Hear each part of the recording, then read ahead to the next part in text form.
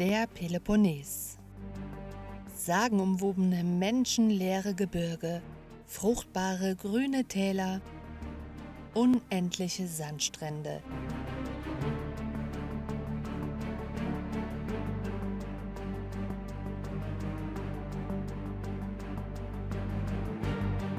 Als Quell und Zeugnis von über 4000 Jahren Geschichte ragt die südlichste Halbinsel des Balkans weit hinein ins Mittelmeer, das vor ihren Küsten bis auf über 5000 Meter Tiefe abfällt.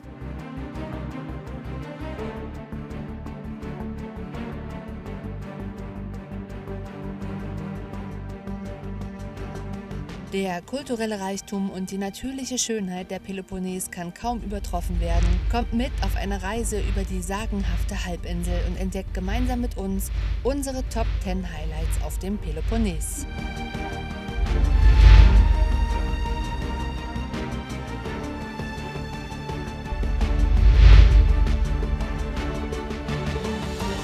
Aus Richtung Norden kommend erreicht man die Halbinsel entweder per Fähre oder über die 2004 eröffnete Rio-Rio-Brücke östlich von Patras.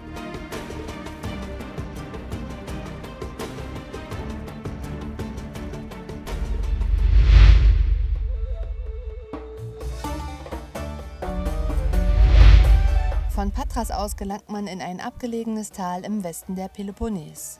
Dort fanden im antiken Olympia mehr als 1200 Jahre lang die Olympischen Spiele statt und das olympische Feuer wird auch noch heute dort entfacht. Die Ruinen des antiken Olympias liegen in einer Ebene am Fuß des Kronos-Hügels am Ufer des Flusses Kladeios. Durch Überschwemmungen wurden sie im Laufe der Zeit mit einer meterhohen Schlammschicht bedeckt. Nach ihrer Wiederentdeckung im 18. Jahrhundert werden sie bis heute unter anderem von deutschen Archäologen systematisch ausgegraben. Die wichtigsten Funde sind im Archäologischen Museum Olympia ausgestellt. Im Jahr 1988 wurde die archäologische Stätte von Olympia in die Liste des Weltkulturerbes der UNESCO aufgenommen.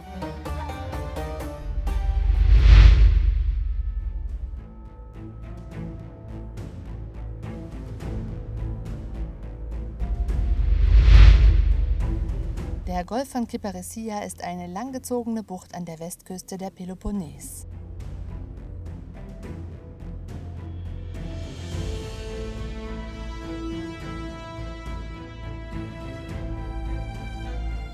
Hinter ihren Ufern fällt der Meeresboden schnell bis zu einer Tiefe von über 5000 Metern ins Ionische Meer ab.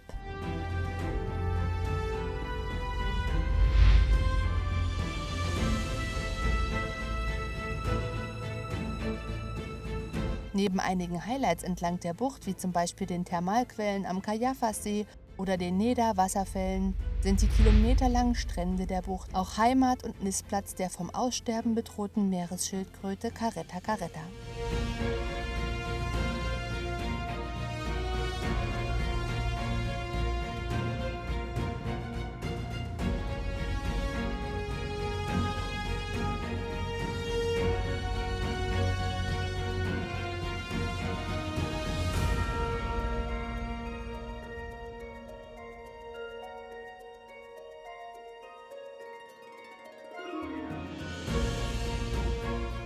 Die unechte Karettschildkröte ist eine von noch 3 im Mittelmeer lebenden Schildkrötenarten.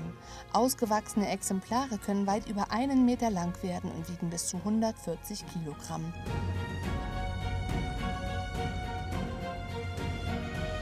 Jedes Jahr im Frühling nähern sich die Schildkröten zur Paarung immer weiter den Ufern an. Etwa ab Ende Mai kommen die Weibchen dann in der Nacht zur Eiablage an ihren eigenen Geburtsort zurück an Land.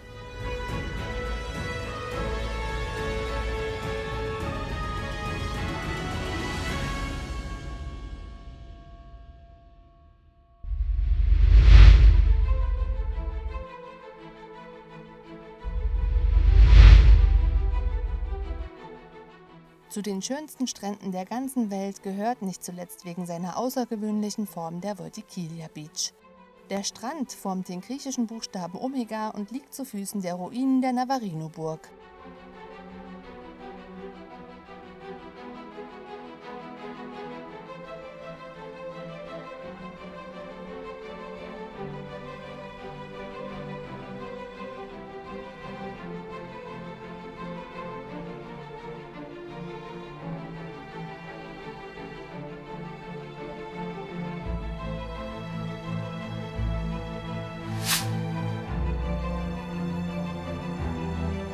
Vom Berg aus eröffnet sich der Blick auf Pylos, die Navarino-Bucht und das türkisblaue Meer.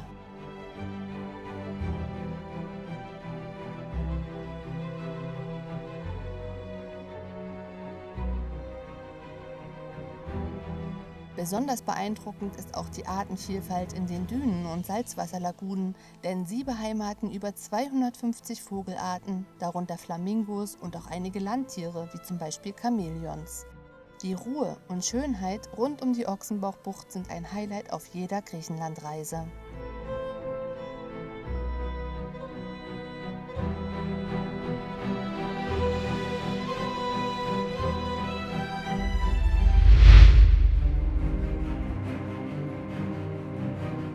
Der südlichste Teil der Peloponnes ist geprägt von Olivenhainen, soweit das Auge reicht. Dazwischen findet sich immer wieder, wie eine Oase eingebettet, die wilde Natur Griechenlands. Ganz im Südwesten liegen die beiden Hafenstädte Methoni und Koroni. Obwohl sie eine Autofahrt von etwa 30 Minuten voneinander trennt, sind Methoni im Westen und Koroni im Osten historisch eng miteinander verbunden.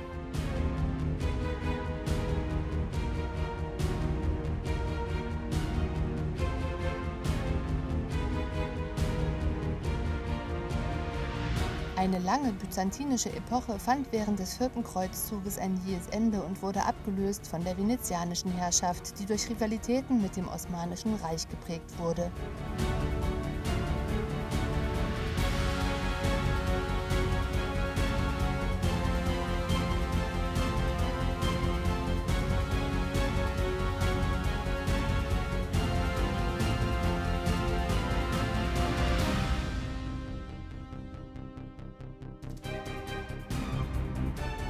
Methoni und Koroni galten daher als die beiden Augen Venedigs auf dem Peloponnes.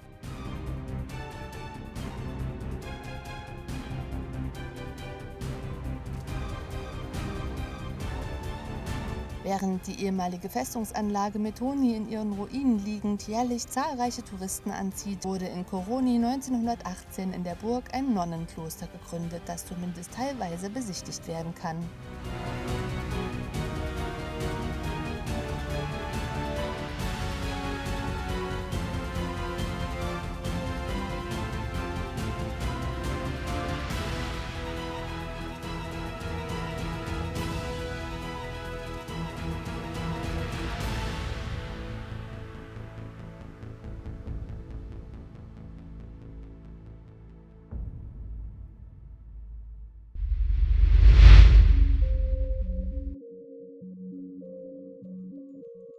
Der Peloponnes beherbergt unzählige antike Ausgrabungsstätten. Einige von ihnen haben, wie zum Beispiel Olympia, Weltruhm erlangt. Andere sind zwar weniger berühmt, aber dafür nicht weniger spektakulär. Einer dieser Orte ist das antike Messene.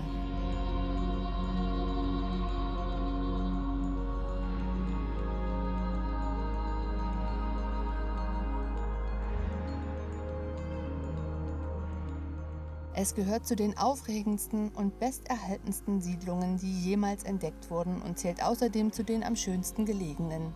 Noch bis vor 40 Jahren kaum mehr als ein üppiges grünes Tal im Südwesten der Peloponnes, zählt das antike Messene heute zu den bedeutendsten Überresten der griechischen Antike.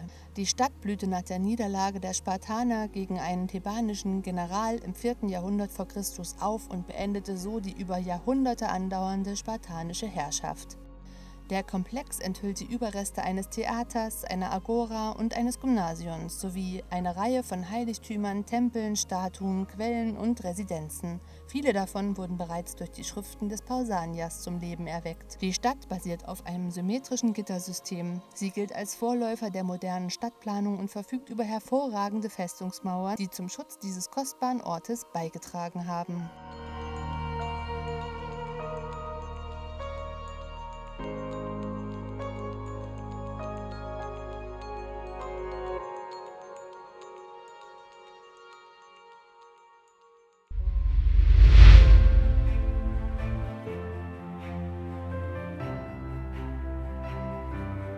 Kalamata, die Hauptstadt und zentraler Hafen Messeniens, liegt an der Stelle des antiken Pharai.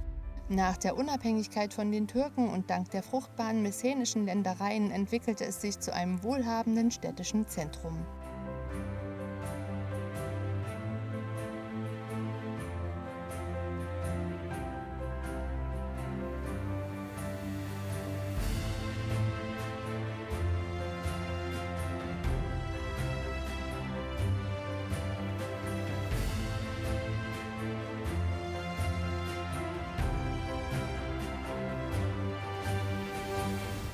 Der Bezugspunkt schlechthin ist das legendäre Kalamata Castle, in dem jährlich das renommierte internationale Tanzfestival stattfindet. Es beinhaltet eine Open-Air-Bühne, von der aus die Stadt aus der Vogelperspektive bestaunt werden kann.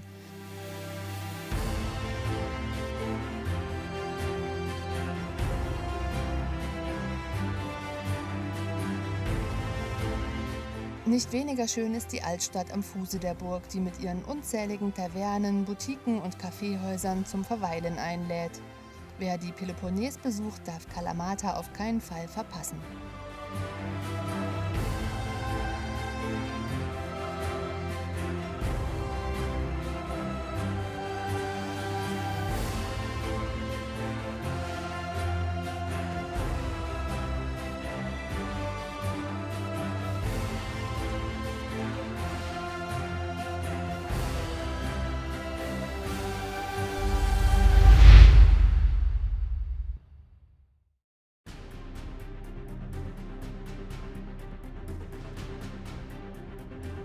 Wild und ungezähmt erscheint im Kontrast zur Großstadt Kalamata die angrenzende Halbinsel Mani.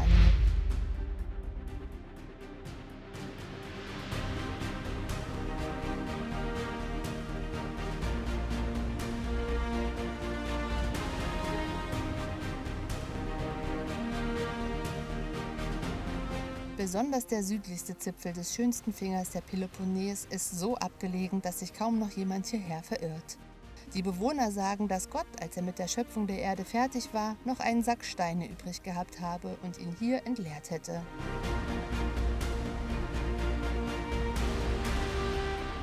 Die Schönheit der Mani verbirgt sich nicht nur überirdisch, sondern auch in einer Vielzahl von Höhlen und Höhlensystemen, die teilweise nur vom Wasser aus erreichbar sind.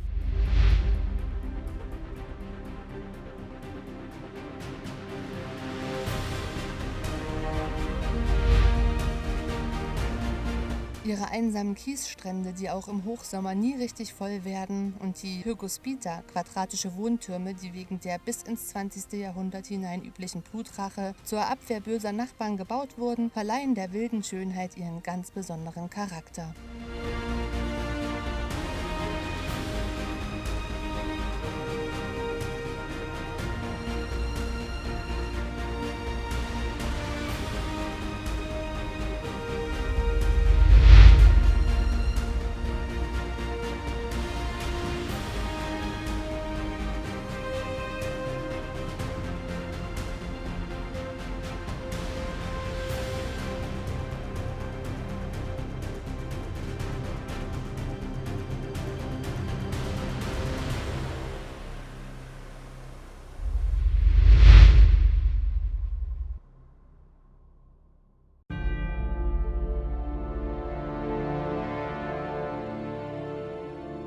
Die griechische Küstenlinie gilt als Friedhof unzähliger Schiffswracks.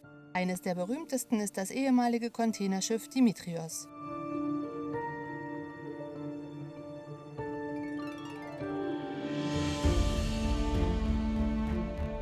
Die Dimitrios ging im Jahr 1980 aufgrund technischer Probleme im Hafen von Gyzio vor Anker. Während eines großen Sturms im Jahr 1981 riss sich der Stahlriese los und trieb als herrenloses Geisterschiff in die 5 Kilometer entfernt liegende Valtaki-Bucht, wo es auf Grund lief und seither den Gezeiten, dem Wind und dem Sand preisgegeben liegt.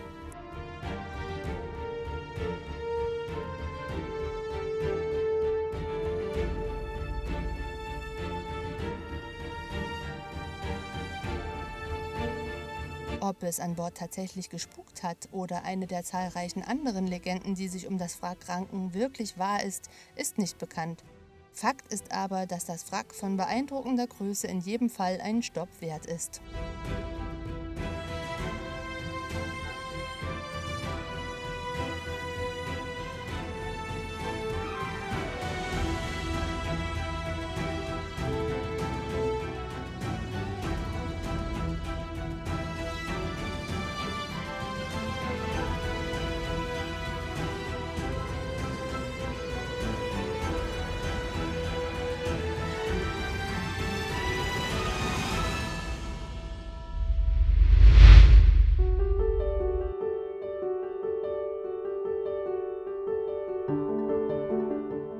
kleine Stadt Nafplio liegt etwa 50 Kilometer südlich von Korinth und gilt unter Griechenland-Liebhabern als die schönste Stadt auf dem griechischen Festland.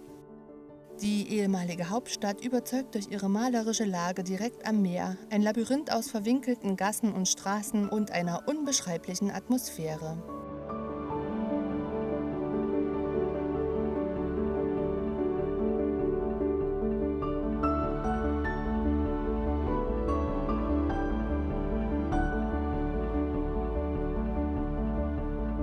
Außerdem blickt Nafplio auf eine bewegte Geschichte zurück, deren Zeugnis die vielfältige Architektur bestehend aus venezianischen und türkischen Elementen und die insgesamt 3 erhaltenen Festungsanlagen darstellen. Eine davon ist die sogenannte Henkersinsel, eine vorgelagerte Festung, die später Gefängnis und Herberge der Henker wurde. Die Palamidi-Festung thront 216 Meter über der Stadt und ist über 999 Stufen zu Fuß erreichbar.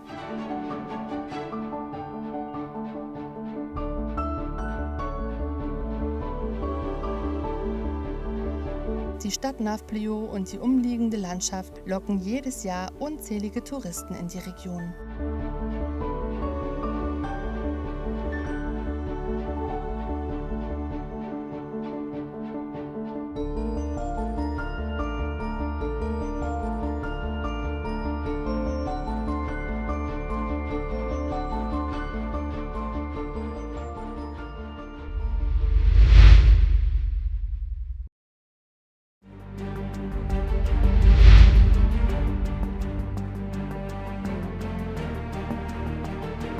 Kalavrita ist ein beschaulicher kleiner Ort im Nordosten des Peloponnes, der mit einigen historischen und touristischen Highlights beeindruckt.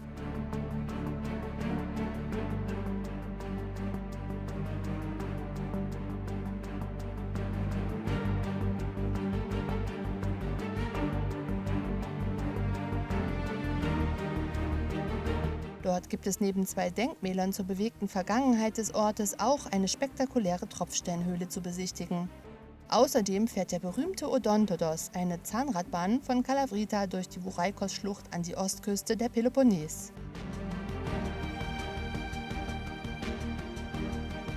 Die Peloponnes-Halbinsel ist voll von versteckten Kulturschätzen, antiken Reliquien und landschaftlicher Schönheit. Wenn ihr weitere Highlights ergänzen wollt, dann lasst es uns gerne in den Kommentaren wissen. Vergesst nicht, unseren Kanal zu abonnieren, damit ihr auch in Zukunft kein Video mehr verpasst. Wir sehen uns beim nächsten Mal. Bis dahin. Tschüss!